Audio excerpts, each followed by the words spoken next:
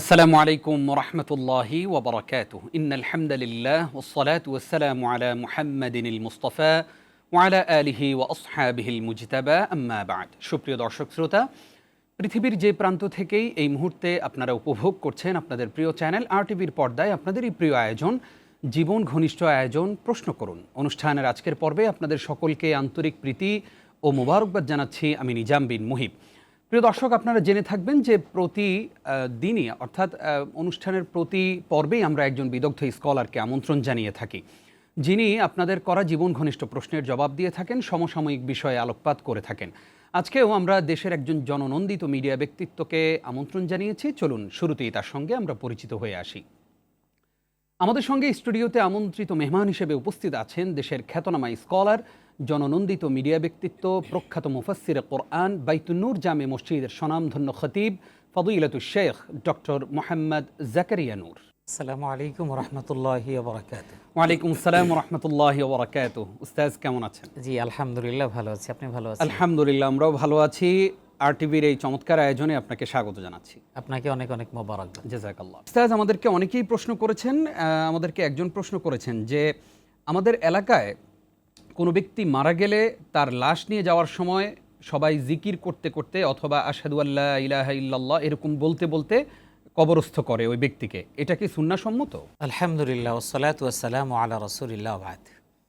আসলে এটা আমাদের দেশে প্রচলিত একটি নিয়ম যে লাশটা যখন আমরা কাঁধে তুলি তখন আমরা আশহাদু আল্লা ইলাহা ইল্লাল্লাহ এটা বলে যাই।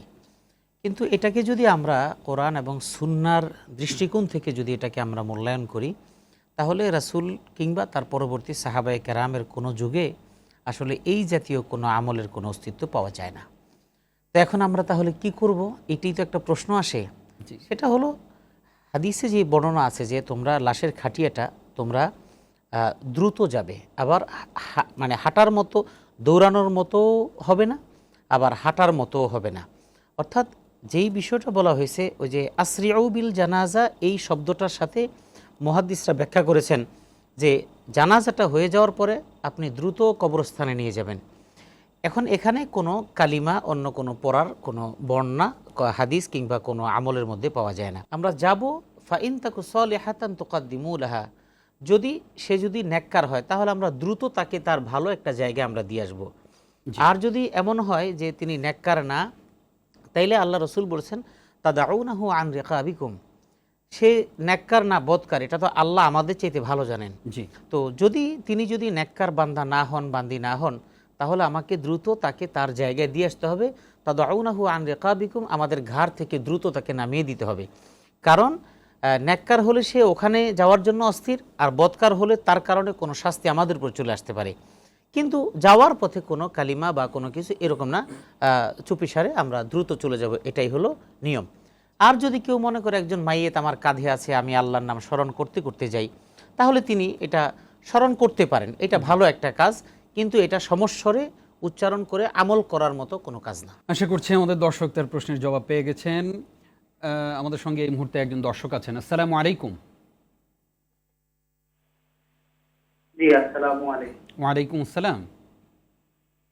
জি আমি মহাখালী থেকে বলছিলাম। জি ভাইয়া বলুন। আমার প্রশ্ন হচ্ছে, অনেকেই বলে যে পাঠা দিয়ে আকিকা হবে না, আচ্ছা, এটা কতটুকু সত্য? আর যে মহিলা ছাগল মানে মেয়ে ছাগল দিয়ে আকিকা হবে কিনা, এটাও আমার একটা প্রশ্ন। জি অসংখ্য ধন্যবাদ আপনাকে, থাকুন আমাদের সঙ্গে।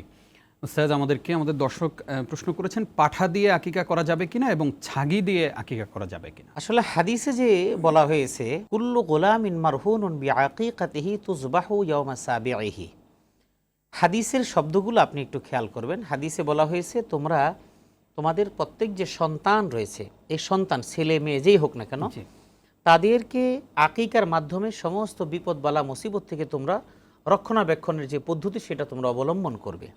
এখন আকিকা কিসের দ্বারা আমি দেব, এই ব্যাপারে রাসূলুল্লাহ সাল্লাল্লাহু আলাইহি ওয়াসাল্লামের একটা হাদিস আমরা পাই, যেখানে রাসূলুল্লাহ সাল্লাল্লাহু আলাইহি ওয়াসাল্লাম হাসান এবং হুসাইন রাদিয়াল্লাহু আনহুমা তাদের আকিকার ব্যাপারে খাসি জবাই করছিলেন। খাসি বলতে বকরি, ছাগল যেটাই হোক। জি জি। সেখানে হাদিসে যেটা আছে যে কাবশাইনি আমলাহাইনি আকরানাইনি, দুটি ছাগলের বাচ্চা, সেটা আমলাহাইনি আকরানাইনি, এইটা ছোট এবং দুইটা শিং যুক্ত। তার মানে সাধারণতভাবে একটা ছাগল পরিপূর্ণ একটা অবস্থায় আসলে তার শিংটা গজায়। এরপরে ওয়াসাম্মা ওয়াকাব্বারা, রাসূলুল্লাহ সাল্লাল্লাহু আলাইহি সাল্লাম এই দুইটা ছাগল জবাই করলেন এবং আল্লাহর নাম নিলেন এবং তাকবীর বললেন, অর্থাৎ বিসমিল্লাহি আল্লাহু আকবার এটা বললেন। এই হাদিসের দ্বারা বোঝা যায় আসলে ওখানে কোনো শর্ত আরোপ করা হয়নি। জি। এবং হাদিসের যাকাত সংক্রান্ত যে হাদিসগুলো আছে বা এই আকিকা সংক্রান্ত যে হাদিসগুলো আছে সেখানে কিন্তু আমাদের এই সমাজে এসে বকরি, পাঠা, মাদি ছাগল এগুলি কি ভিন্ন করি, আসলে এটার কোনো ভিন্নতা নেই। আপনি যেটা আপনার কাছে আসবে সেটা দিয়ে আপনি আকিকা করতে পারবেন। পাঠা প্রসঙ্গে একটা কথা বলি, আসলে আমাদের দেশে এটা পাঠাটা একটা গালিও বটে। আসলে ওই মাদি ছাগল যেটা, পুরুষ ছাগল যেটা, এটাকে যেহেতু একটা নির্ধারিতভাবে লালন পালন করা হয়, নির্ধারিত একটা প্রক্রিয়ার মাধ্যমে তাকে বেড়ে ওঠানো হয় এবং এর আর ছাগল তো ছাগলই, এর তো আর প্রতিদিন গোসল করানো হয় না। জি। তো এই এর চালচলনের কারণে এই জন্য মানুষ আবার এই একটু দুর্গন্ধ হলে মানুষকে বলে পাঠার মতো গন্ধ। এই যে একটা বিষয়, এটার কারণে আমাদের পাঠার প্রতি একটা ভীতিশ্রদ্ধ ভাব আসছে, অনীহা। আরেকটা বিষয় আছে, যেহেতু এই হিন্দু ধর্মাবলম্বীরা এই পাঠা ছাগলটাকে তাদের ধর্মীয় একটা উৎসবে তারা ব্যবহার করে, এই ধর্মীয় উৎসবে ব্যবহার করার কারণে এটা আমাদের কাছে একটু অন্যরকম মনে হচ্ছে। জি। রাসূলুল্লাহ সাল্লাল্লাহু আলাইহি ওয়াসাল্লামের যুগে এই জাতীয় কাজগুলো ততটা প্রচলন ছিল না, যে কারণে এটার মধ্যে কোনো বিধিনিষেধ নাই। তবে শেষ কথা হলো, যেহেতু আমাদের সমাজে পাঠাটাকে একটু অন্যভাবে দেখা হয়, আপনি যেটা বিতর্ক তারকুশ শুবহাত, যেটা ইমাম মুসলিম রাহিমাহুল্লাহ তাআলা বলেছেন, সন্দেহযুক্ত জায়গায় না যাওয়া ভালো, বিতর্কের সৃষ্টি হয় এমন কোনো কাজ না করা ভালো। তবে আপনি বকরি, ছাগল যে কোনো একটা দিয়ে আপনি আকিকা করবেন, এটি হলো সর্বোত্তম পদ্ধতি। জি, আশা করছি আমাদের দর্শক তার প্রশ্নের জবাব পেয়েছেন। আমাদের সঙ্গে আরো একজন দর্শক আছেন। আসসালামু আলাইকুম। জি, আসসালামু আলাইকুম। ওয়ালাইকুম আমার আসসালাম। প্রশ্নটা হচ্ছে, মহিলারা যে নামাজ পড়বে সেখানে কি পায়ের পাতাটা দেখা যেতে পারবে, নাকি পায়ের পাতাটা ঢেকে পড়তে হবে, নাকি অজু করার পরে মোজা পরে নিতে হবে? জি। আমার প্রশ্নটা হচ্ছে এটা। ধন্যবাদ আপনাকে, গুরুত্বপূর্ণ একটি প্রশ্ন করেছেন, থাকুন আমাদের সঙ্গে। যে উস্তাদ, আপনিও প্রশ্নটি শুনেছেন। মহিলাদের নামাজের ব্যাপারে যেটা আপনি যে প্রশ্ন করেছেন, মহিলাদের ব্যাপারে হলো যে তারা সতর যে ঢাকবে, সতর হলো তার হাতের কবজি এবং পায়ের পাতা এবং চেহারা, এই তিনটা অংশ ছাড়া বাকি পুরো অঙ্গ তার ঢাকা রাখতে হবে। সর্বোত্তম পদ্ধতি হলো আপনি এমন একটা কাপড় পরবেন যে কাপড় দিয়ে আপনার পুরাটা একেবারে মাটি পর্যন্ত আপনার লেসড়ে যাবে। এরপরে যদি এমন হয় যে আপনি এমন একেবারে নির্ধারিত জায়গায় আপনি সালাত আদায় করছেন, সেখানে আপনার এতটুকু বের হওয়া, মুখটা তো স্বাভাবিক বের করে রাখতেই হবে নামাজের সময়, কোনো গায়রে মাহরাম কেউ নেই, কোনো পুরুষও নেই, সেখানে আপনি নামাজ পড়ছেন। আমরা যে প্রচলিত যে শাড়ি পরি, ম্যাক্সি পরি, অথবা আমরা সালোয়ারও অনেকে পরি, কিন্তু এটা উঠে না, অর্থাৎ একেবারে টাকনু ঢেকে যায়, এমন কাপড় দিয়ে যখন আমরা নামাজ পড়ব সেখানে এই নামাজ হয়ে যাবে। তবে অবশ্যই খেয়াল রাখতে হবে আমার হাতের এই কবজির বাহিরের অংশ যেন এর থেকে বাহিরে যেন বের না হয়, মুখের এই অংশটুকুর বাহিরে আর কোনো কিছু যেন বের না হয়। যদি সেটা বের হয়ে যায়, চুল বের হয় বা কানের অংশ বের হয়, এরকম বিভিন্নভাবে এটা যদি বের হয়, তাহলে সেক্ষেত্রে আপনার নামাজ হবে না। আশা করছি আমাদের বোন তার প্রশ্নের জবাব পেয়েছেন। আমাদের সঙ্গে আরো একজন দর্শক আছেন। আসসালামু আলাইকুম। হ্যাঁ, ওয়ালাইকুম আসসালাম। হ্যালো, আমি অনেক ডাক্তার দেখাচ্ছি আমার বাবুটাকে চোখের সমস্যার জন্য। কোনো আমল আছে তার চোখ দৃষ্টিটা যাতে ফিরে পায়? জি, ধন্যবাদ বোন আপনাকে, আমাদের সঙ্গেই থাকুন। জি শেখ, আপনিও শুনেছেন। আপনার সন্তানের জন্য আমরা সমবেদনা জ্ঞাপনের পাশাপাশি আল্লাহর কাছে দোয়া করি, আল্লাহ যেন আপনার সন্তানকে যে অসুস্থতা আছে, আল্লাহ যেন অসুস্থতা থেকে সুস্থতা দান করেন। আল্লাহুম্মা রাব্বান নাস ইশফি আনতা শাফি লা শিফা ইল্লা শিফাউ ওয়া লা ইউগাদিরু সাকামা। আমি যে দোয়াটি পড়লাম এটা দোয়া করলাম, আর এই দোয়াটাই আপনি আপনার সন্তানের জন্য করবেন। এক্ষেত্রে যে পদ্ধতিটা আপনি অবলম্বন করবেন, আপনি হয়তো দোয়াটা মনে রাখতে পারবেন না, এই জন্য আমি আপনাকে একটু সাজেস্ট করব যে সুন্নাহসম্মত যে দোয়ার কিতাবগুলো আছে সেখানে আপনি দেখবেন রোগ মুক্তি হওয়ার জন্য দোয়া, এই অধ্যায়ে এরকম বেশ কিছু দোয়া আছে। তো সেই দোয়াটা আপনি পড়বেন। এবং রাসূলুল্লাহ সাল্লাল্লাহু আলাইহি ওয়াসাল্লামের একটা আমল ছিল, তিনি সাহাবায়ে কেরামকে যখন দেখতে যেতেন তখন তিনি ওখানে গিয়ে যেই জায়গায় অসুস্থতা সেখানে তার শাহাদাত আঙ্গুল এভাবে রাখতেন, এভাবে রেখে বলতেন আল্লাহুম্মা রাব্বান নাস ইশফি আনতা শাফি লা শিফা ইল্লা শিফাউক ওয়া লা ইউগাদিরু সাকামা। এভাবে হাতের শাহাদাত আঙ্গুলটা রাখতেন, রেখে তারপরে দোয়াটা পড়তেন। আপনি দোয়াটা পড়ে ফু দিতে পারেন। এরপর আরেকটা কাজ আমি আপনাকে বলি, যে স্বাভাবিকভাবে রোগ মুক্তি বা শেফার জন্য, কারণ সূরাতুল ফাতিহা এটা সূরাতুল শিফা, সেজন্য আপনি আপনার সন্তানের জন্য সবই করবেন, আপনি এই সূরা ফাতিহা পড়ে ফু দিবেন। আর সর্বোচ্চ বিষয় হলো আপনি আল্লাহর কাছে কাঁদবেন, মায়ের দোয়া আল্লাহ বিফলে দিবেন না। এজন্য আপনি সালাতুত তাহাজ্জুদ অভ্যস্ত হন, রাত্রেবেলা উঠলে আপনি 2 রাকাত, যদিও হয় 2 রাকাত পড়ে আল্লাহর কাছে একটু দোয়া করবেন। কারণ বুখারী এবং মুসলিম সহ বিভিন্ন হাদিসে যে কথাটি আছে যে আল্লাহ পাক রব্বুল আলামিন দুনিয়ার প্রথম আসমানে নেমে আসেন, ইয়াতানাজ্জালু রাব্বুনা তাবারাকা ওয়া তাআলা ফি কুল্লি লাইলাতিন ইলাস সামাঈদ দুনিয়া হিনা ইয়াবকা থুলুথুল লাইলিল আখির। লম্বা হাদিস, আমি ওদিকে যাচ্ছি না, অর্থাৎ রাতের 1/3 অবশিষ্ট থাকাকালীন সময় তখন আল্লাহ পাক দুনিয়ার আসমানে নেমে মানুষকে ডাকতে থাকেন। এটা প্রসিদ্ধ হাদিস, আমি আর আরবি এবারতে যাচ্ছি না। তো সেজন্য আপনি তার কাছে বেশি করে দোয়া করেন। আমরা কখনোই আমরা নিরাশ না, কারণ জাকারিয়া আলাইহিস সালাতু ওয়াস সালাম কিন্তু একটি দোয়া করছেন, ইজ নাদা রাব্বাহু নিদাআন খাফিয়া, এরপর ওয়া ইন্নী খিফতুল মাওয়ালি মিন ওয়ারাই ওয়া কানাত ইমরাত, এইভাবে কথাগুলি বলার পরে তারপর বলছেন ওয়ালাম আকুম বিদুআইকা রাব্বি শাকিয়া। জাকারিয়া আলাইহিস সালাম দোয়াটা করার পরে যেহেতু তার অনেক তার অপারগতার কথা বলেছেন, যে আমার জোড়াগুলো একেবারে জীর্ণ শীর্ণ হয়ে গেছে, আমার স্ত্রী বন্ধা, সন্তান হওয়ার সম্ভাবনা নেই, তারপরও দোয়া করার পর একটা কথা বলছেন ওয়ালাম আকুম বিদুআইকা রাব্বি শাকিয়া, যে আল্লাহ আমি তোমার কাছে কোনো কিছু চেয়ে আজও পর্যন্ত আমি বঞ্চিত হইনি। দেখেন অর্থাৎ কনফিডেন্স লেভেলটা কত হাই। সুতরাং মা, আমি আপনাকে বলবো, আপনি আমার বোন হিসেবে বলছি, অর্থাৎ সন্তানের মা হিসেবে বলছি, যে আপনি আপনার কনফিডেন্স লেভেলটাকে ওইভাবে রাখেন যে আল্লাহ অবশ্যই শুনবেন। আপনি দোয়া করতে থাকেন, এমনও হতে পারে দোয়া করছেন একসময় আল্লাহ পাক যে কোনো ডাক্তারের চিকিৎসার মাধ্যমে আল্লাহ আপনার সন্তানকে ভালো করে দিবেন ইনশাআল্লাহ। আমরাও দোয়া করি আল্লাহ যেন আপনার সন্তানকে সুস্থতা দান করেন এবং আপনার কোলে আপনার প্রশান্তি ঢেলে দেন ইনশাআল্লাহ। প্রিয় দর্শক, আপনারা দেখছেন আপনাদের প্রিয় আয়োজন RTVর জনপ্রিয় জীবন ঘনিষ্ঠ আয়োজন প্রশ্ন করুন। অনুষ্ঠানের এই পর্যায়ে ছোট্ট একটি বিরতির সময় হলো, ফিরছি অল্প কিছুক্ষণ পর, সঙ্গেই থাকুন।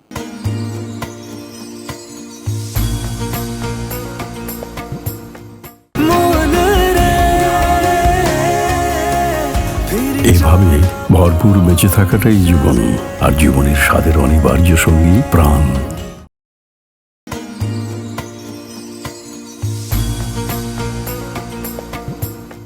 প্রিয় দর্শক, আরও একবার স্বাগত জানাচ্ছি। আপনারা দেখছেন RTVর জনপ্রিয় জীবন ঘনিষ্ঠ আয়োজন প্রশ্ন করুন। আফতাজ আমাদেরকে অনেকেই প্রশ্ন করেছেন, একজন জানতে চেয়েছেন যে সফট মিউজিক বা মিউজিক দিয়ে গান গাওয়া বা শোনা যাবে কিনা, এই প্রসঙ্গে আসবো ইনশাআল্লাহ। আমাদের সঙ্গে আরও একজন দর্শক আছেন। আসসালামু আলাইকুম।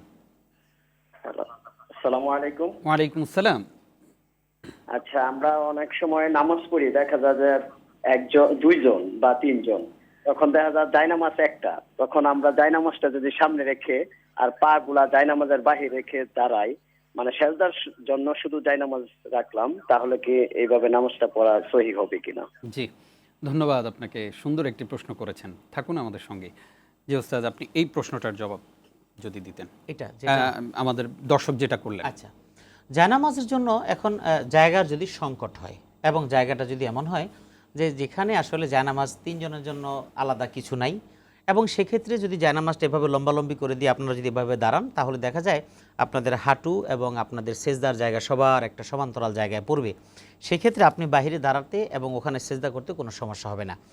শর্ত হলো যেখানে আপনি দাঁড়াচ্ছেন সেই জায়গাটা আপনার পাক হতে হবে, পবিত্র হতে হবে। সেখানে যদি কোনো নাপাকি না থাকে তাহলে কোনো সমস্যা নেই। এক্ষেত্রে একটা মাসআলা সন্দেহের অবকাশ, এটা আমি দূর করে দেওয়ার চেষ্টা করছি, কারণ অনেকে একটা মাসালা আছে, ফিকহের মাসালা, সেটা হলো যে সেজদার জায়গায় আলাদা করে কোনো কাপড় রাখা এটা জায়েজ না, এটা মাকরু বলা হয়েছে। এটা হলো কোনটা জানেন? সেটা হলো আপনি একটা জায়গায় নামাজ পড়তেছেন, সেই নামাজের জায়গাটা পুরো পবিত্র, কিন্তু সব ঠিক আছে, আপনি সেজদার জায়গা আলাদা করে একটা কাপড় দিয়ে ওই কপালটাকে আলাদা যায়, ওইটা নিষেধ। কিন্তু আপনি শুধু সেজদা না, আপনি টোটাল জায়গার জন্য আপনি একটু কাপড় জায়নামাজ রেখেছেন, এখন ওখানে দাঁড়ানোর মতো জায়গা হচ্ছে না, পিছনে দাঁড়াচ্ছেন, জায়গা পাক থাকলে কোনো সমস্যা নেই, নামাজ হবে ইনশাআল্লাহ। আমরা এর পূর্বে আরও একটি প্রশ্ন করেছিলাম যে সফট মিউজিক বা মিউজিক দিয়ে গান গাওয়া শোনা যাবে কিনা। আসলে আপনি যেটা বললেন সফট মিউজিক, এটা হলো আমাদের এই বর্তমানে যে আমরা স্মার্ট বাংলাদেশ বলি, ডিজিটাল বাংলাদেশ বলি, অর্থাৎ আমরা আমাদের অবস্থানগতভাবে যেভাবে এগিয়ে যাচ্ছি, জি, অর্থাৎ আমরা সোশ্যাল মিডিয়ার যুগে এসছি, মিউজিক এটা সফট হয় না। যদি মিউজিকই হয় তাহলে সেটা কোনো সফট নাই। মিউজিকের ব্যাপারে যে কথাটা রাসূলুল্লাহ সাল্লাল্লাহু আলাইহি ওয়াসাল্লামের হাদিসে দ্বারা যতটুকু প্রমাণ, সেটা দফ, এটা সবাই জানেন। রসুলের যুগে দফ বাজানো হতো, সাহাবায়ে কেরামের যুগে ছিল, এখনও আরবের যারা ইসলাম মানে আরও আমাদের দলিল না, কিন্তু এখন তো আরবে তো ওপেন হয়ে গেছে এটা, এই জন্য আমরা আরবকে ওইভাবে আলাদা করে আমরা মেনশন করি না। আরবের যেই কালচারগুলো ইসলাম সমর্থিত তার মধ্যে একটা হলো দফটা হলো একদিকে ওই গরুর যে চামড়া দিয়ে বাঁধা আর নিচের দিক দিয়ে খোলা, ওই জায়গায় এরকম করে বাড়ি মারলে একটা ধপ ধপ শব্দ হয়। যদি এইরকম ধপ ধপ শব্দ যদি এটা দিয়ে এটা করা যায়, এর বাহিরে যদি মিউজিকটা যদি অন্য কোনো মাধ্যমে, যেমন হারমোনিয়ামের হালকা মিউজিক, গিটারের হালকা মিউজিক, এই জাতীয় মিউজিকগুলো হারাম সর্বাবস্থার মধ্যে। আর যদি সেটা দফ হয় তাহলে সেটা জায়েজ, এর বাহিরে আর কোনো বক্তব্য নেই। আশা করছি আমাদের দর্শক তার প্রশ্নের জবাব পেয়েছেন। আমাদেরকে একজন প্রশ্ন করেছেন যে মসজিদে যদি নতুন ইমাম নিয়োগ দিতে হয় তাহলে নিয়োগ প্রক্রিয়াটা আমরা কিভাবে সম্পাদন করব? মসজিদের ইমাম তথা ইমাম কিভাবে নিয়োগ হবে সেটা হলো একটা হাদিসের মধ্যে এ ব্যাপারে সুস্পষ্ট বর্ণনা আছে যে ইমাম কি হবে। ইমাম হবে যে প্রথমত দেখতে হবে যে উপস্থিত যারা আছে তাদের মধ্যে কয়েকটা ক্যাটাগরিতে আপনি প্রথমে বাছাই করবেন। যে সর্বপ্রথম তার ইলিমে, অর্থাৎ মানে আ'লামুহুম বিকিতাবিল্লাহ আ'লামুহুম বিল কিতাবি ওয়াস সুন্নাহ, হাদিসের শব্দটা বলছি যে ইমাম তুমি নিয়োগ করবা কিভাবে, যার মধ্যে কিতাব এবং সুন্নার অধিক জ্ঞান আছে। ফা ইন কানু ফিহিম সাওয়া, যদি এমন হয় যে ওখানে উপস্থিত যারা আছে তাদের মধ্যে সবাই কোরআন এবং সুন্নার জ্ঞানে খুবই সবাই সমান্তরাল রেখায়, তাহলে সেক্ষেত্রে ফা আকবারুহুম সিন্নান, তাহলে তাদের মধ্যে সবচেয়ে প্রাধান্য দিবা কাকে, বয়সের দিক থেকে যে নাকি প্রবীণ আছে।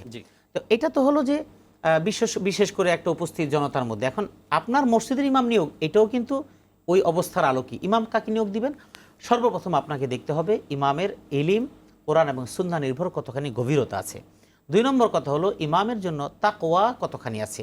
এখন তাকওয়া তো আপনি একদিনেই বুঝবেন না, তো সেজন্য আপনার যতটুকু বুঝার মাধ্যম আছে সেতটুকু বুঝে নেবেন। এরপরে এই তাকওয়াটা বা আমল এবং এই বিষয়গুলো কনফার্ম হওয়ার পরে তারপর আপনি তাকে ইমাম নিয়োগ দিবেন।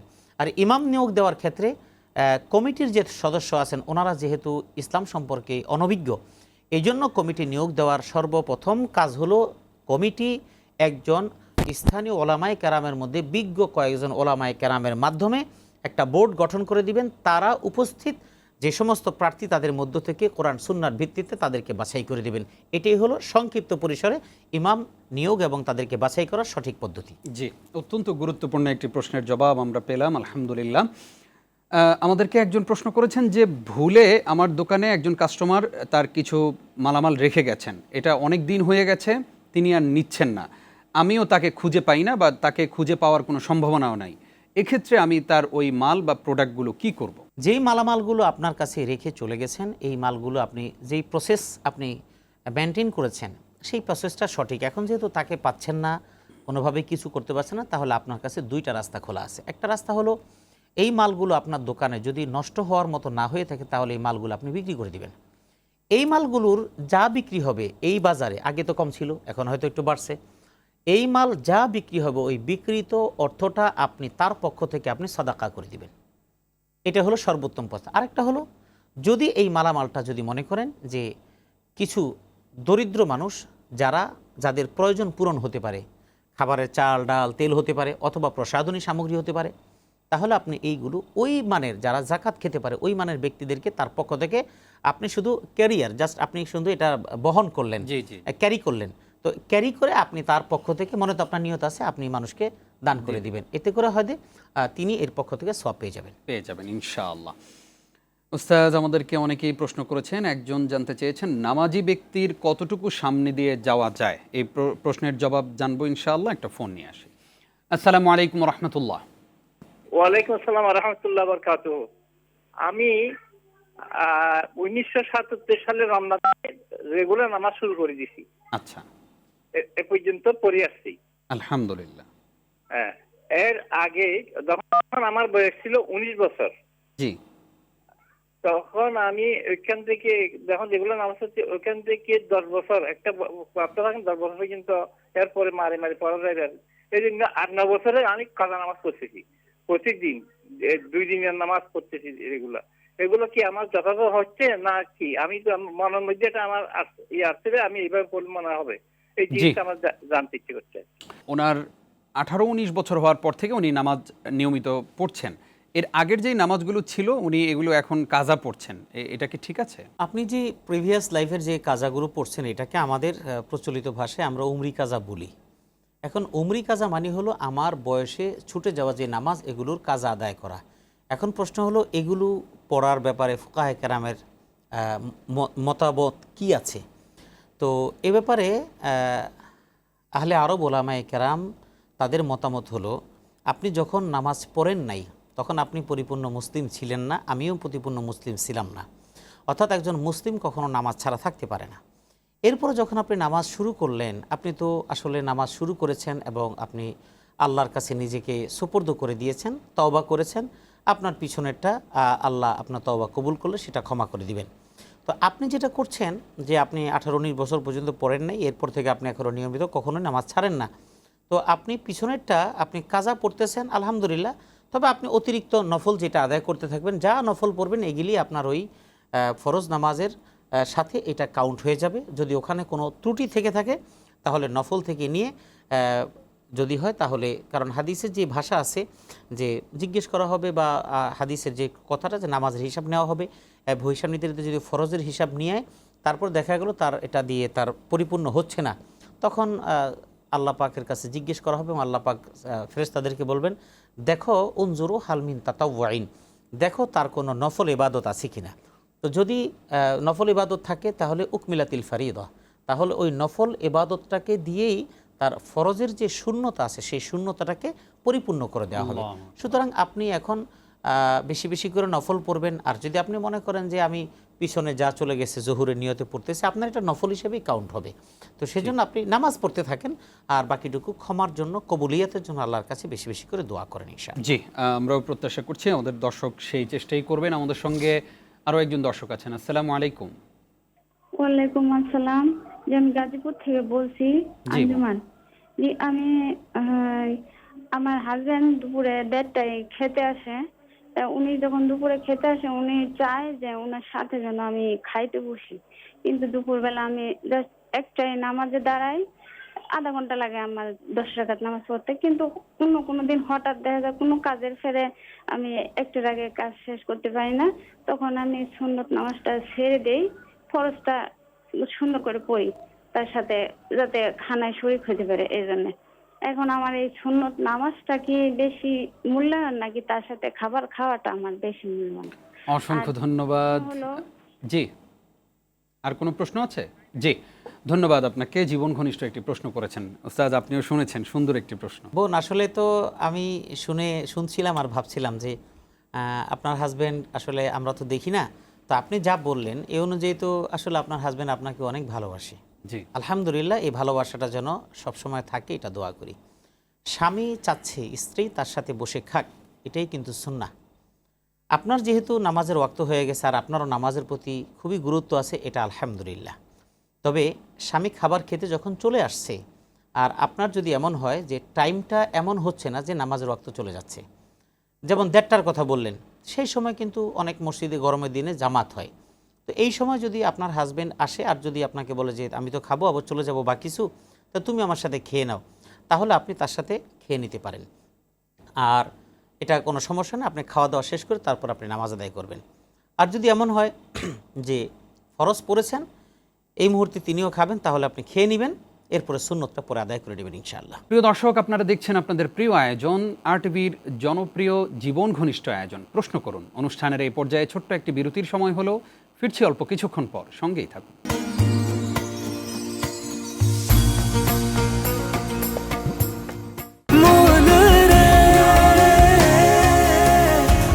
এভাবে ভরপুর বেঁচে থাকাটাই জীবন, আর জীবনের স্বাদের অনিবার্য সঙ্গী প্রাণ।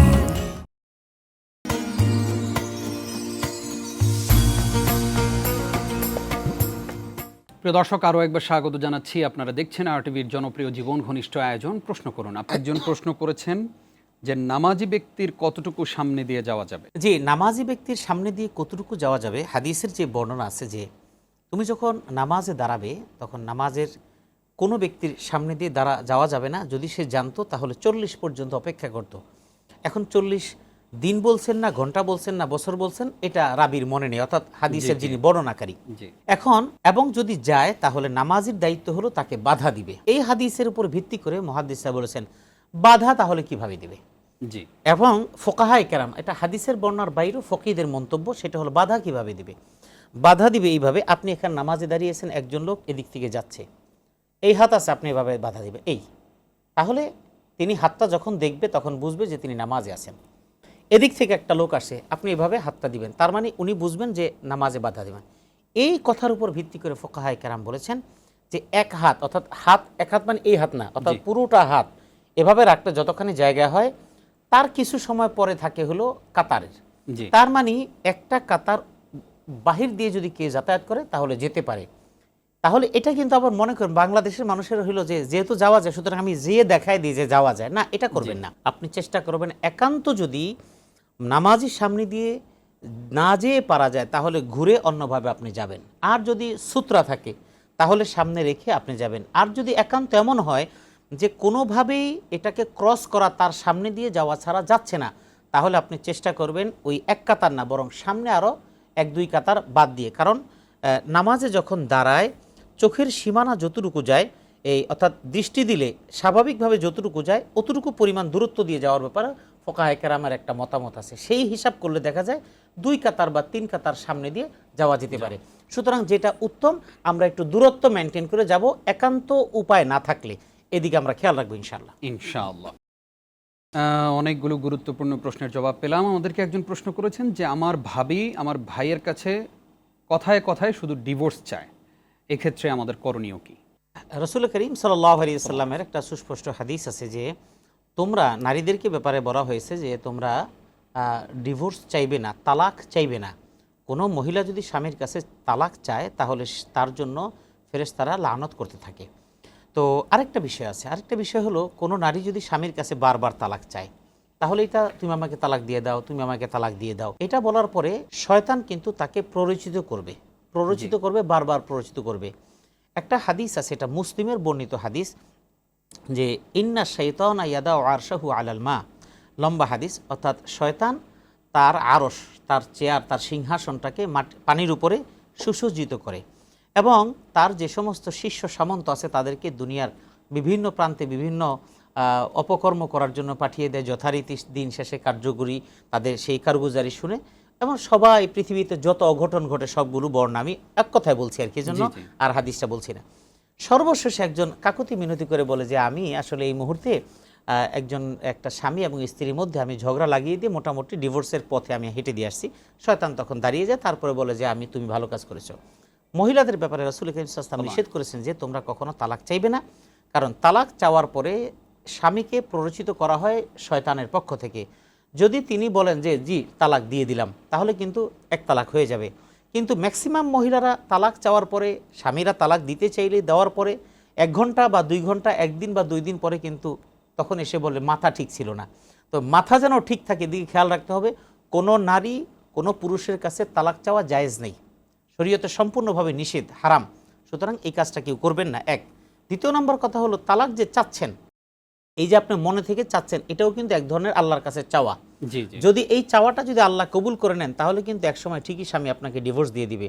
এ ব্যাপারে যথেষ্ট হাদিস আছে। একটা হাদিস আমি বলি, সেটা হলো যে সন্তান অন্যান্য ব্যাপারে বদদোয়ার প্রসঙ্গে আসছে, এবং সেই ব্যাপারে এটাও যে এটা তোমরা কখনো করবে না। ফা ইন্নাল মালাইকাতা ইউআমিনুনা আলা মা তাকুলুন, মুসলিমের বর্ণনা, যে তুমি যেই কথাটা বলছো, যে দাবিটা করছো, ফেরেশতারা তোমার এই দাবিটার সাথে আমিন আমিন বলছে, অর্থাৎ ফেরেশতা সবসময় আমিন আমিন বলছে, কিন্তু আমি এমন এক সময় এমন একটা অনাকাঙ্ক্ষিত বস্তু চেয়ে ফেললাম যে সময় ফেরেশতারা ঠিকই আমিন বলছে, কবুল হয়ে গেল, তখন আপনি কি করবেন? এই জন্য কোনো নারীর উচিত না তার স্বামীর কাছ থেকে তালাক চাওয়া, এটা সম্পূর্ণ হারাম এবং নাজায়েজ। আমরা অনুষ্ঠানের একেবারেই শেষের দিকে আছি। আজকের সর্বশেষ প্রশ্ন, আমাদেরকে একজন প্রশ্ন করেছেন, জানতে চেয়েছেন যে আমাদের দেশের অনেকেই আমরা নামাজ পড়ি না, সুদ খাই, ঘুষ খাই, এবং রাতে ক্রিকেট খেলা দেখি, সকালে ফুটবল খেলা দেখি, কিন্তু আবার ফিলিস্তিনের মুসলমানদের জন্য আফসোস করি। আমাদের এই আফসোসের সাথে ওই জিনিসগুলোর মিল আছে কিনা? ভাই, আপনার কথাটা সুন্দর। ঠিকই আমরা খেলা দেখি, হই হুল্লোড় করি, আবার অন্যান্য কাজের সাথেও লিপ্ত আছে, আবার নামাজও পড়ি না। ফিলিস্তিনি মানুষের জন্য আমাদের আফসোস, এই যে আফসোসটুকু আছে তার মানে আমার ইমান কিছুটা আছে। যদি আমার এই ইমানটা এতটুকু না থাকতো তাহলে কিন্তু এই আফসোসটাও থাকতো না। তো সেজন্য এই আফসোসটার জন্য আমি যদি বলি তুই বেটা নামাজ পড়িস না, তুই বেটা খেলা দেখিস, তুই ফিলিস্তিনের জন্য কেঁদে কেটে কী হবে, না, এটা হবে সবচেয়ে নির্বুদ্ধিতার কথা। আমার ফিলিস্তিনবাসী অথবা নির্যাতিত পৃথিবীর যে কোনো প্রান্তে যে কোনো মুসলিম হোক অথবা একজন অমুসলিমও যদি অন্যায়ভাবে নির্যাতিত হয়, সেটার জন্য মানুষ হিসেবে আমার দরদ থাকবে। আর মুসলমানের জন্য দরদ থাকবে ইমানের অংশ হিসেবে, মুসলমানের অংশ হিসেবে। দরদ থাকাটা অবশ্যই দরকার, এটা ইমানের একটা অংশ। আর আমি ব্যক্তিগতভাবে সালাত আদায় করিনি, এটা আমার ইমানের দুর্বলতা। আমি নামাজ থেকে গাফেল, এটা আমার দুর্বলতা। ওটা যে আমার হয়, এটা আমার মনের একটা স্বাচ্ছন্দ্য এবং ইমানের বহির্প্রকাশ। এটাই আমাদের সাধুবাদ জানাই। আল্লাহ আমাদের কবুল করুন। আল্লাহুম্মা আমিন। উস্তাদ, দেখতে দেখতে আমরা অনুষ্ঠানের একেবারেই শেষের দিকে চলে এসেছি। আপনি অনেকগুলো প্রশ্নের জবাব দিয়েছেন, আমরা উপকৃত হয়েছি। কষ্ট করে আমাদেরকে সময় দেওয়ার জন্য আপনাকে আবারও ধন্যবাদ জানাচ্ছি। আপনাকে এবং RTV পরিবারকে অনেক অনেক ধন্যবাদ এবং মোবারকবাদ। জাযাকাল্লাহ। প্রিয় দর্শক, এতক্ষণ যারা আমাদের সঙ্গে ছিলেন আপনাদেরকেও ধন্যবাদ জানাচ্ছি। সেই সাথে প্রত্যাশা করছি আমাদের আজকের স্কলার অনেকগুলো পয়েন্ট, অনেকগুলো প্রশ্নের জবাব আমাদেরকে দিয়েছেন। আল্লাহ রাব্বুল আলামিন আমাদেরকে মেনে চলার তৌফিক দান করুক। আল্লাহ তাআলা আপনাদেরকে ভালো রাখুন, সুস্থ রাখুন, সেই প্রত্যাশায় আজকের মতো বিদায় নিচ্ছি। আমি নিজাম বিন মুহিব। আসসালামু আলাইকুম ওয়া রাহমাতুল্লাহি ওয়া বারাকাতুহু।